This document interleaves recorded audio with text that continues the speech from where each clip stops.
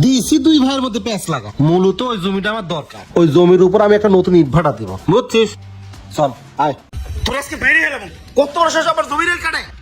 ও আমার ভাই নামে কলঙ্ক। আরে জন্টুই আল কাটা বন্ধ কর। তোর কত বড় শেষ, তুই আমার এলে খুব টাস। দাঁড়া আইতাছি।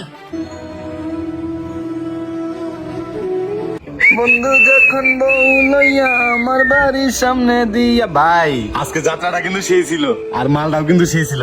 তুমি কিন্তু চাচ্ছিলে, আমি কিন্তু দেখছি। আমার প্ল্যান থাক চল। আচ্ছা চলো। বন্ধু যখন বউ লইয়া আমার বাড়ি। ভাই আর আর তো ভালো লাগতেছে না। রাত বাজে কত? 3টা। এখন গাড়ি পেবি কই? যাত্রা যাওয়ার সময় মনে ছিল না? চল বাড়ি যাই, বাড়িতে ঘুমিয়ে পড়বো। আমার বাড়ির সামনে দিয়া ফুটে যায় বাট্টা ভাই।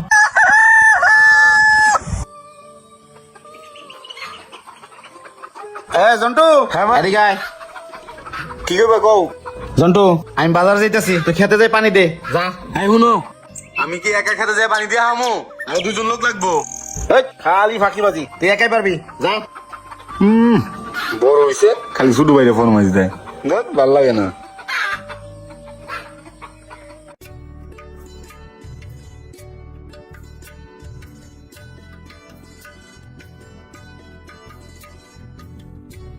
কিরে জন্টু কি খবর?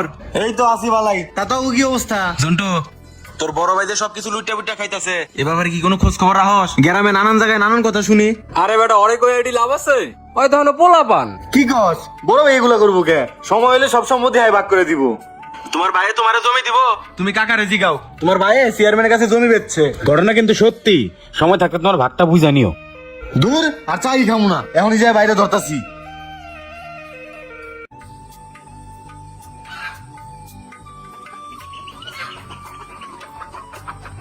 এই ঝন্টু মন্টু বাইরে আছো নাকি? কই গেলা তোমরা? চেয়ারম্যানটাকে মনে হয় যাই তো। চেয়ারম্যান সাহেব বসেন। কই? আসসালামু আলাইকুম চেয়ারম্যান সাহেব। ওয়ালাইকুম আসসালাম। তা তোমার ভাই কই? ভাই তো একটু বাজারে গেছে। যা ভালো হয়েছে, আমি তোমার কাছেই আইছি। আমার কাছে আইছেন, কি দরকার? শোনো, আমি তো কই না, গ্রামের লোকজনই কয় তোর বড় ভাই নাকি তোমার ছোট থেকে ঠকাইতেছে, জমি জমা নাকি সব তার নামে লিখে নিছে। শোনো, এখনো সময় আছে, তোমার হক তুমি আদায় করে নাও। কি করছো আপনি? আমিও তো এটাই কই। হ্যাঁ ওইটাই। হ্যাঁ চেয়ারম্যান সাহেব, আপনি ঠিক কথা কইছেন। আমার বন্ধু বান্ধব আমারে বুঝায়, আজকে যা ধানিকের দখল নিমু। এই না হলে এলাকার যুবক সালফল। শোনো, আমি সবসময় অন্যায়ের বিপক্ষে। তোমার যা যা করা লাগা তুমি কইরো, এই চেয়ারম্যান তোমার সাথে আছে। তোমার যা করা লাগা তুমি করো। এই রাব্বি, যা খরচ মরচ দিয়ে দিস, আর এই 3000 টাকা দিয়ে দিস, ঠিক আছে? আচ্ছা চেয়ারম্যান সাহেব। ওয়ালাইকুম আসসালাম। রাব্বি চল। হ্যাঁ চলেন। তাইলে আমার ভাই আমার এতদিন ধরে ঠকাইতেছে, আজকে যে জমি দখল নিমু। কোথালা কই? ওই তো।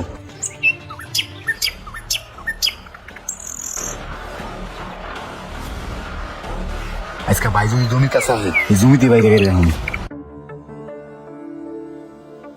এই মন্টু মিয়া, চেয়ারম্যান সাহেব, তা কই গেছিলেন?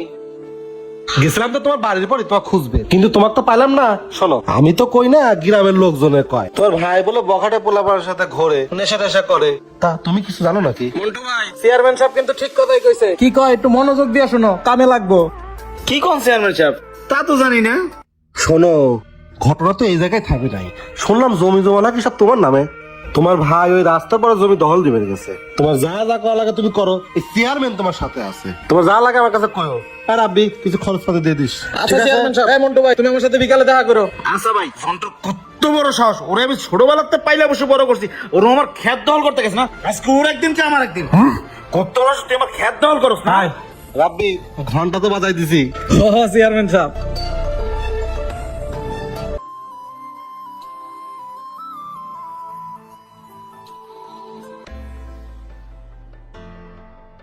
হ্যাঁ ম্যানেজার, এদিকে আসো।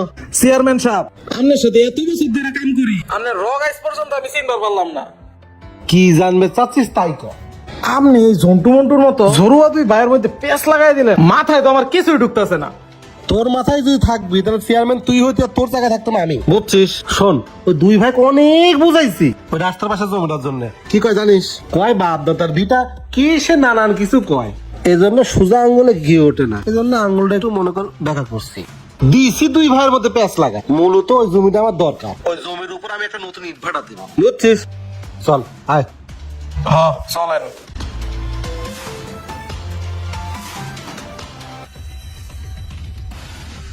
শালার ওই আমার ভাই নামে কলঙ্ক, ওই আমার জমি নিয়ে ঠকাইছে, আমার জমি ওই দখল করে খায়। আজকে আউক এই জমির ভিতরে কেটে দিব। কত বড় সাহস আমার জমি রাইল করে না, আজ করে মেরে গেলাম।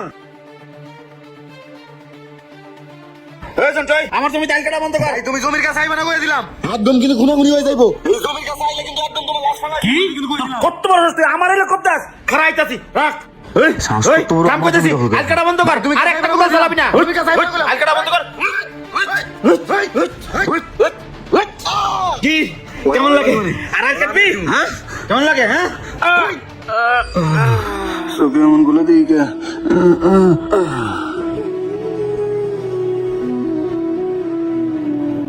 তুই রে শেষ চালু করে টিছিল মন্টুর ডালো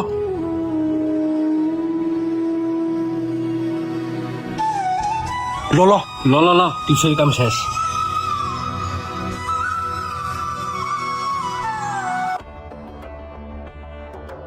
চেয়ারম্যানের হিসাব বুঝা বড় দায়। কেমনে জমিটা হাতে লইলো? রাব্বির বাপ মা লাগো সেম এই কাজটা করছে, কেউ আজ পর্যন্ত ধরতে পারলো না। এবারে আমগো কি? আমরা টাকা বেলি হয়েছে, চলো চলো চেয়ারম্যানের কাছে দলটা দিয়ে দিল। ল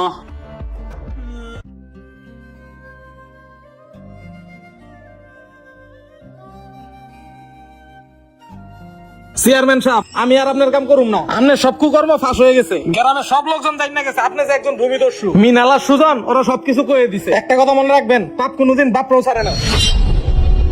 কত বড় সাহস! হইছে, এখন আর আপনার আমি ভয় পাই না। আপনি আমার বাপ্পারে ষড়যন্ত্র করে মাইরে এই জমি দখল করে বয়ে রইছে। জমিটা ছিল আমগো। ছোটবেলার থেকে আপনার কাছে বড় হইছি, আজকে বড় হয়ে জানলাম আমার বাপমার খুনি আপনি। চেয়ারম্যান সাহেব, আপনি না 5 ওয়াক্ত নামাজ পড়েন? আপনি কি মানুষ নাকি অন্য কিছু? আপনি একে একে গ্রামের সব মানুষের জমিগুলো দখল করে নিতেন। আজকে মন্টু আর জন্টু নিরীহ দুইটা ভাই আপনার ষড়যন্ত্র শিকার হয়ে তারা মারা গেল। তখন জমিটা কেডা খাইবো? এই আপনি খুশি হয়েছেন না? আজকে তারা দুজন মরে গেছে, কিন্তু হ্যাঁ জমিটা রয়ে গেছে। আপনিও একদিন এমন ভাবে মরবেন, কিন্তু আপনার জমি ঠিকই পড়ে থাকেন। চেয়ারম্যান সাহেব, আপনার জন্য পুলিশ অপেক্ষা করতেছে। আমি আর আপনার লগে নাই। আসসালামু আলাইকুম। এই জমিনের বিরোধ প্রায় পরিবেশ আছে, কখনো ভাই ভাই কখনো বাবা ছেলে একে অপরের সংঘর্ষে জড়িয়ে যায়, তাতে চলে যায় অনেকের প্রাণ। একবার কি ভেবে দেখেছেন মরে গেলে এই জমি কে খাবে?